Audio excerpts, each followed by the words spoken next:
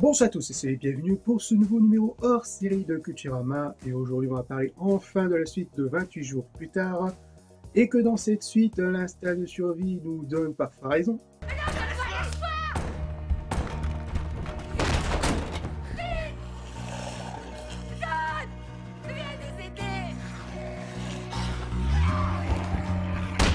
Mais aussi d'une balade en hélicoptère qui tourne mal.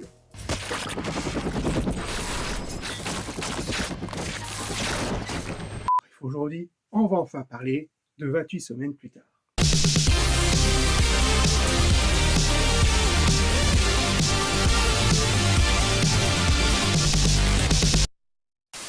« 2002. Quelques semaines après le succès de 28 jours plus tard, le trio Boyle, Garland et McDonald décidait aussitôt de se pencher sur la suite du film. Nous avons été surpris par le succès phénoménal du premier film, notamment aux États-Unis. Nous avons vu l'opportunité de réaliser un deuxième film, qui avait déjà un public fidèle. Nous avons pensé que ce serait une excellente idée de tenter de le satisfaire à nouveau. Le plus difficile était de trouver une histoire à la hauteur de la puissance et la profondeur que Danny et Alex avaient apporté au premier film.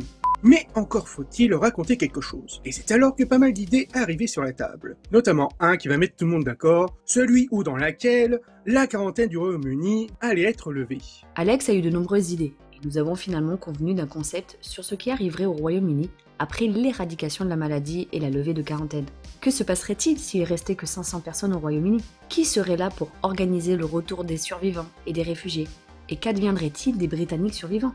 Toutes ces questions nous ont semblé intéressantes, et c'est à partir d'elles que l'histoire a évolué. 28 semaines plus tard, traiterait des conséquences du premier film. L'idée est excellente. Et l'idée aussi est que la Grande-Bretagne a été vidée. Il n'y a plus personne. C'est complètement mort. Et 6 mois plus tard, les Américains arrivent pour réintroduire la vie dans le pays. C'est donc le principe. L'idée est bonne. J'aime ça.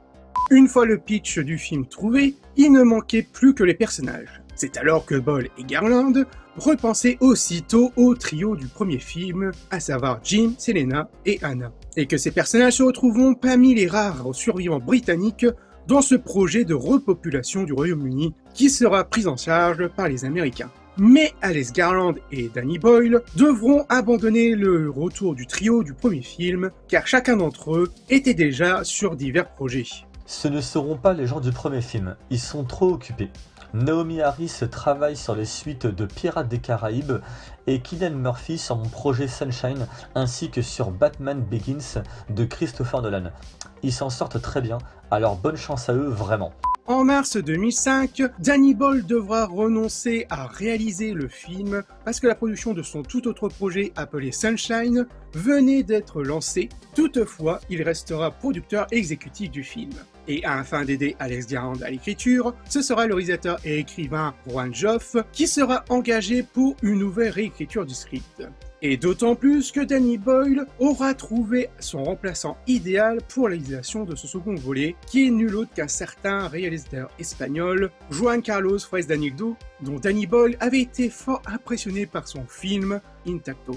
Nous recherchions un cinéaste original capable d'apporter une touche de nouveauté au film.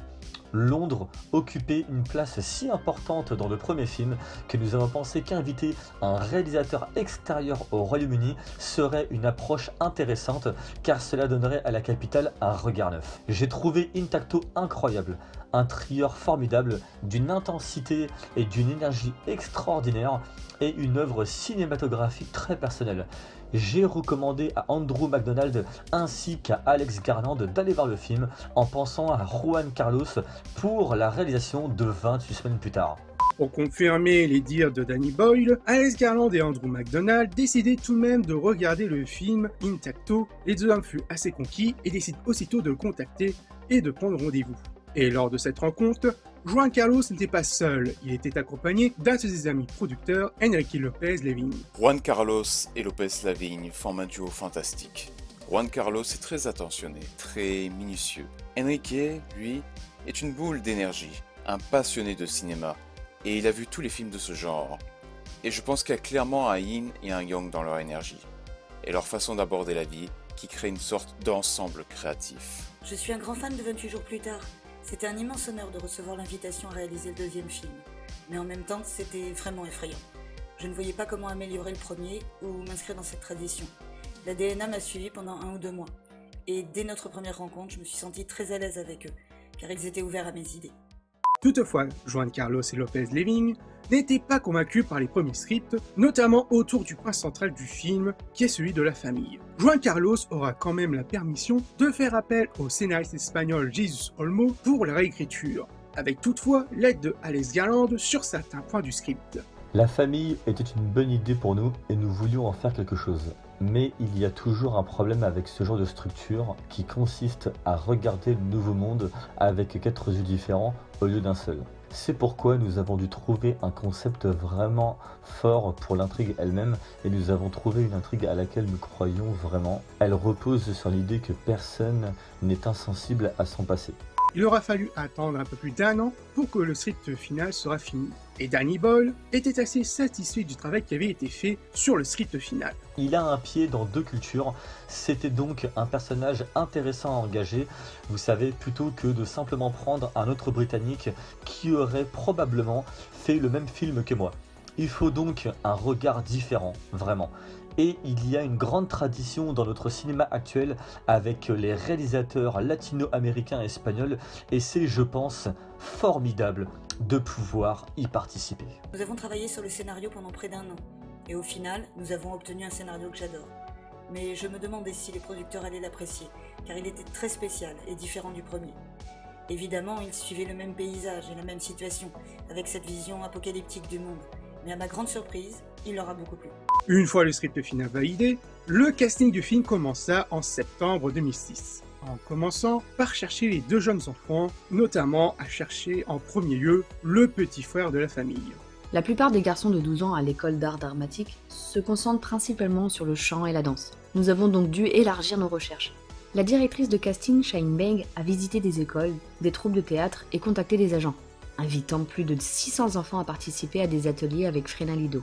Finalement, quelques-uns ont été sélectionnés pour l'étape suivante, et un jeune homme nommé Macintosh Manglanton. J'ai été stupéfait qu'il m'ait choisi parmi tous les autres enfants.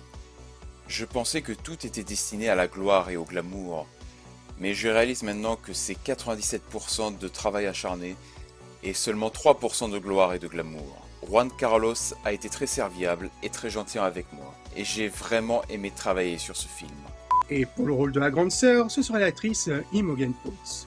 C'était plus facile pour Tammy, car elle a 16 ou 17 ans, donc on a pu trouver des actrices qui avaient un peu d'expérience. Et Imogen Poots avait joué dans V pour Vendetta et travaillé comme mannequin. On a demandé à des agences.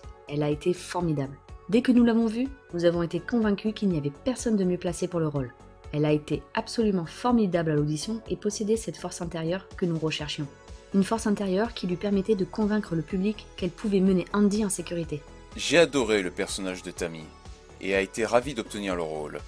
J'ai trouvé le scénario passionnant et intense, et j'étais tellement reconnaissante d'avoir pu auditionner.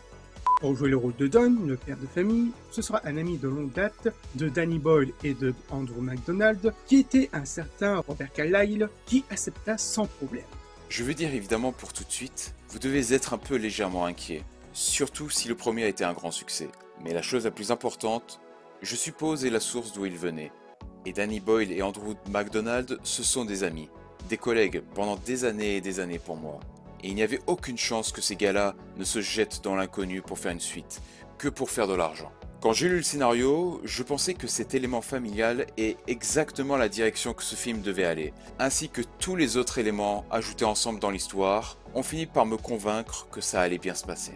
J'étais vraiment ravi que Robert accepte le rôle car j'adore son jeu. Robert ne joue jamais mal. C'est un acteur hors pair, il est très professionnel. Et il a compris que c'était mon premier film en anglais. Il m'a beaucoup aidé en me facilitant la tâche. Et pour le rôle de la mère, ce sera l'actrice Catherine McCormack. Même si je n'étais pas fan de films d'horreur, j'ai adoré 28 jours plus tard. J'ai trouvé le film vraiment audacieux et innovant, avec une énergie incroyable. Rien que ça m'a plus qu'intéressé. De plus, j'avais vu Intacto et je l'avais trouvé époustouflant. J'étais très impatiente de rencontrer Juan Carlos. Et bien que mon personnage d'Alice n'ait pas un rôle important, elle est essentielle à l'histoire. L'expérience de Catherine au théâtre était une aubaine. Personnellement, j'adore travailler avec des acteurs de théâtre. Ils travaillent beaucoup sur leur personnage. Par la suite, ce sera l'acteur Jeremy Renner qui prendra le rôle de Doyle, un sniper de l'armée américaine.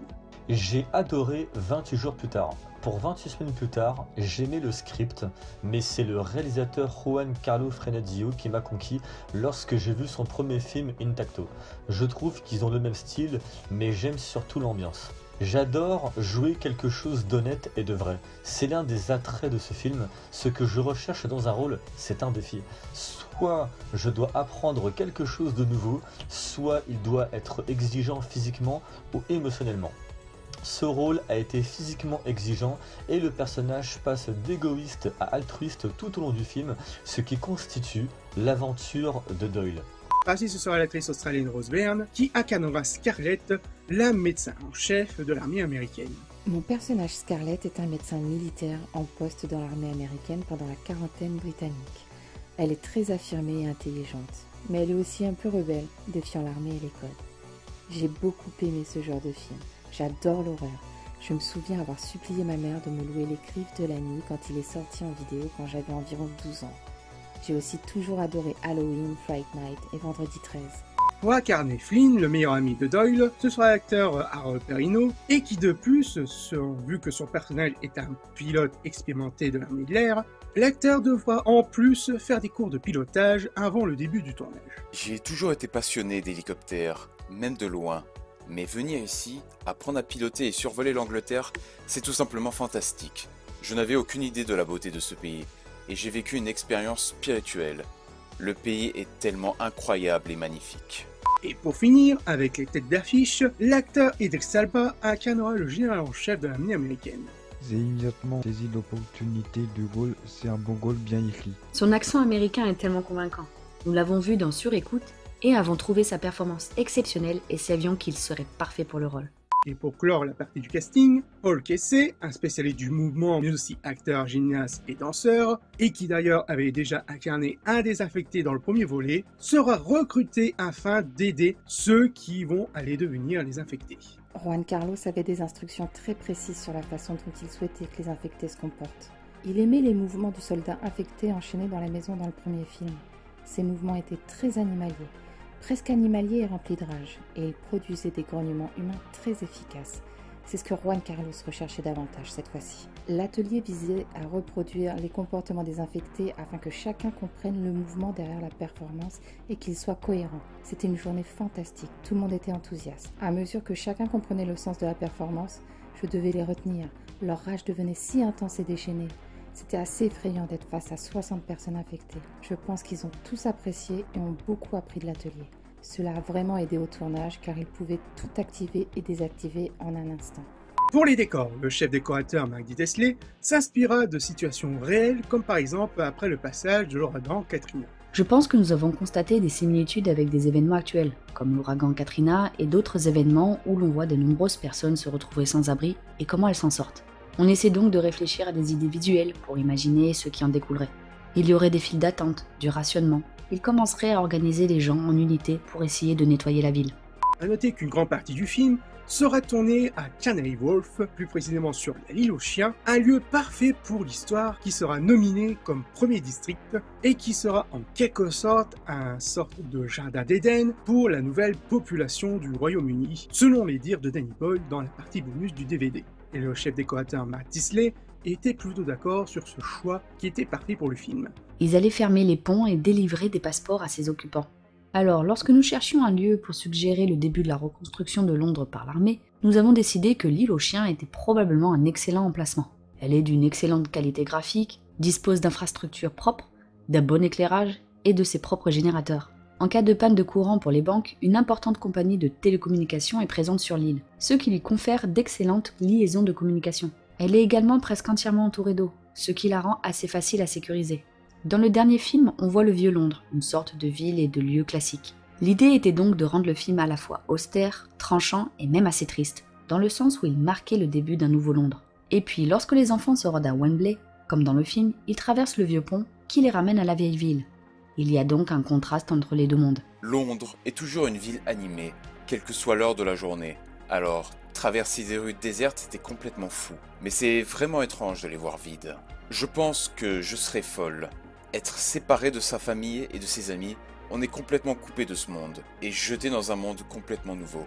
A noter aussi que certaines scènes sont tournées au sein des studios DreamHack Studios, et pour la scène de fin, il devait avoir lieu au sein même du stade emblématique de Wembley, mais celui-ci était en chantier pour rénovation et qu'ils ont dû trouver un autre stade de remplacement, celui du Millennium Stadium à Cardiff au Pays de Galles. Le tournage du film commença le 1er septembre 2006 et Danny Boyle, ayant un peu de temps avant de commencer le tournage de son Sunshine, il va tout simplement aider Juan Carlos sur le début du film. Danny a beaucoup soutenu Juan Carlos pour le casting et les recommandations pour l'équipe.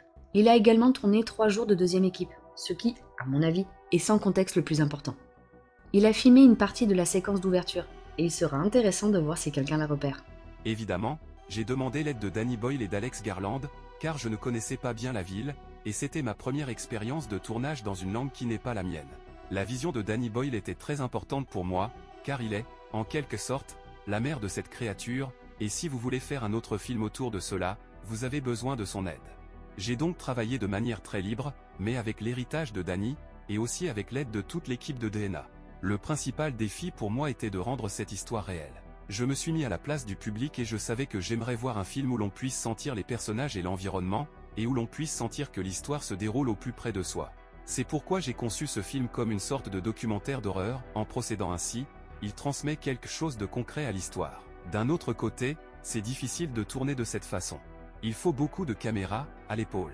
Et surtout, le jeu des acteurs et le département artistique, tout doit être lié à cette idée. C'est donc inhabituel, mais en même temps, je pense que c'est la meilleure façon d'aborder cette histoire. Juan Carlos sera surpris par lui-même de se ressortir, voire même impressionner certains nombres d'acteurs et d'actrices sur le tournage, notamment l'actrice Rose Byrne, mais aussi Jeremy Renner. On a l'impression que le film est tourné comme un film indépendant. On a généralement une liste de plans et on sait ce qu'on va filmer et quel sera le plan suivant. Mais tout ça est complètement oublié avec Frenadio et Lopez Lavigne car ils sont très créatifs avec la caméra. Ils installent quelque chose et quelque chose de mieux arrive et ils tournent la caméra. Je veux dire, elle est juste sous nos yeux et la caméra tremble, ce qui donne l'impression d'être au cœur de l'action. On a vraiment l'impression d'être avec ce groupe en train de traverser Londres. Contrairement à son prédécesseur, le rythme du film sera beaucoup plus orienté action, ce qui impactera notamment le tournage du film, qui sera notamment très physique. C'est très physique. C'est fatigant de toujours devoir montrer qu'on a peur dans une scène. Par exemple, dans ce film, les contaminés, les zombies attaquent tout le temps. Il faut toujours faire ressortir ce sentiment de frayeur et si on fournit l'énergie nécessaire prise après prise, c'est éreintant. Mais ça a un côté sympa. Les scènes d'action sont épuisantes. C'est très physique, on court beaucoup. Mon personnage est blessé à la jambe, donc je boite, ce qui me rend folle, car je dois toujours rattraper les autres. On est aussi équipé d'armes. Les blessures, les armes, c'est éreintant, mais sympa.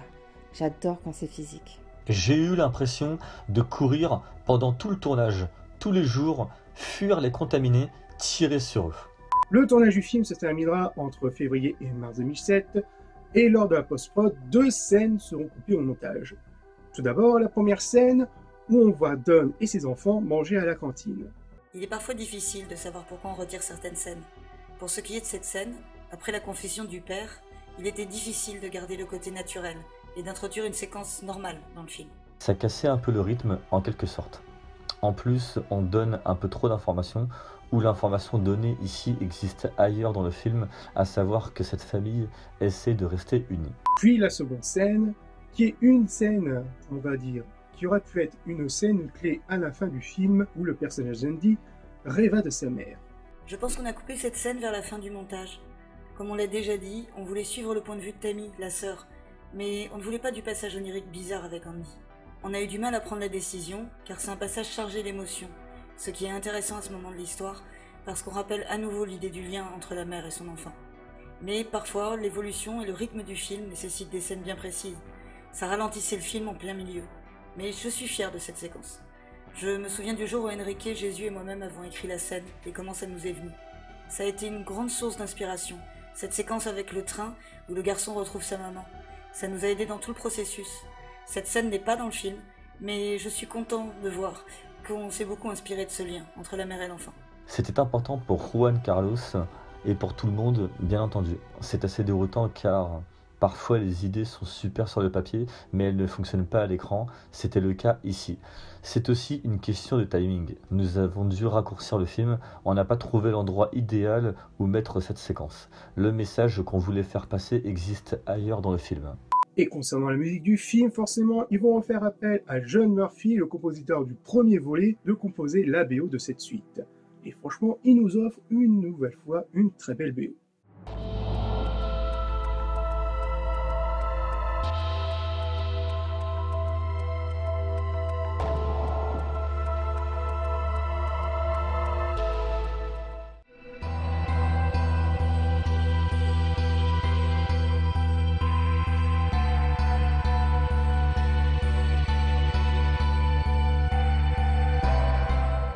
Le 13 avril 2007, soit 28 jours avant la sortie du film au Royaume-Uni, pour la promo du film, un immense panneau d'avertissement alerte biologique, ou avec un avertissement ou dans lequel le Royaume-Uni a été infecté, avait été projeté sur les falaises blanches de Douvres. Et 28 jours plus tard, le film sortait en salle d'abord au Royaume-Uni le 11 mars 2007 et le 26 août 2007 en France. Et qui va nous raconter l'histoire d'un couple, Don et Alice, qui tentent de survivre face aux infectés. On apprend aussi que leurs enfants sont en Espagne loin de ce cauchemar.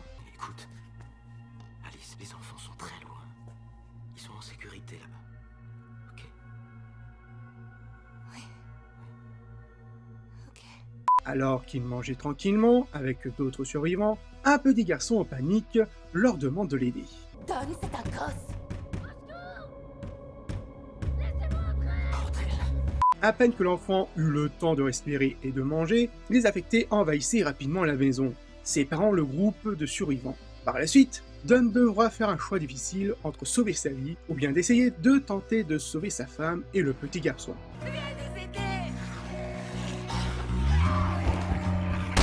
Après avoir réussi à s'échapper, 28 semaines plus tard, on retrouve Don vivant sur l'île aux chiens, transformé en District 1 et sécurisé par l'armée américaine sous l'ordre de l'ONU pour le plan de repeuplement du Royaume-Uni. Don retrouvera ses enfants et leur faisant la visite, mais aussi leur raconter sa version des faits de ce qui s'était passé. Nous, on s'estime heureux que tu sois encore en vie.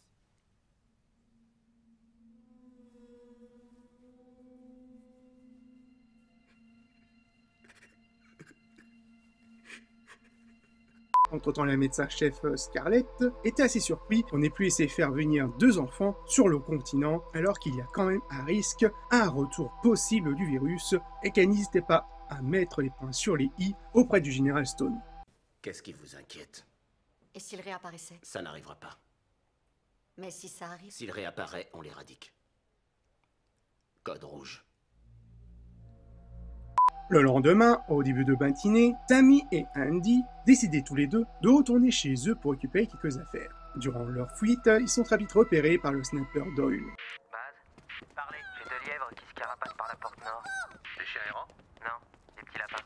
Le temps qu'une équipe se prépare pour les récupérer, Tammy et Andy partent parcourir Londres vide de toute trace humaine. Une fois chez eux, ils récupèrent quelques vêtements et photos, mais Andy va trouver quelque chose encore plus précieux. Sa mère encore en vie, et qui de plus, elle possède une immunité naturelle face au virus. Alors que tout espoir était possible de créer un vaccin face au virus, malheureusement tout va basculer quand Don rejoindra sa femme, et en lui donnant un simple baiser, Don va maladroitement condamner tout espoir pour l'humanité. Abandonnez le tir sélectif, tirez sur tout ce qui bouge, feu à volonté. On a perdu le contrôle. Pour un budget d'environ 15 millions de dollars, le film récoltera un peu moins que le premier volet, à quelques petits millions de moins, avec au total 72 millions de dollars, contrairement au premier volet, avec ses 74 millions de dollars. Avec des critiques assez mitigées, que ce soit de la part de la presse et du public, ou d'un côté envers certains fans du premier volet, qui le trouvaient bien différent et beaucoup moins humaniste qu'avait été le premier volet. Et certains saluent le côté thriller palpitant, bourré d'action, avec un côté superbement réaliste de la situation et à la hauteur du film original. Pour ma part, 28 semaines plus tard, est certes davantage plus divertissant et plus gore. Mais il n'oublie pas certains points centraux, notamment celui de la famille, qui est beaucoup plus développé que le premier opus, où, dans le premier volet, nous suivons et voyons une famille se créer, et que dans ce second opus, on voit tout au long une famille se recomposer, mais au final se fracturer. Avec d'un côté, la famille originale dont Don, sous la rage, tente de réunifier sa famille, et de l'autre, la famille recomposée, représentée par Scarlett et Doyle, prêts à risquer leur vie pour sauver les enfants. Et on peut voir aussi ce petit côté jardin d'Éden, où Don, n'écoutant que son désir de décider de goûter aux fruits défendus, sans s'en rendre compte qu'il anéantirait tout espoir de reconquête du Royaume-Uni, mais aussi de condamner l'humanité dans le chaos apocalyptique. Et c'est pour ça que j'aime bien cette suite 28 semaines plus tard, contrairement à son troisième volet, 28 ans plus tard.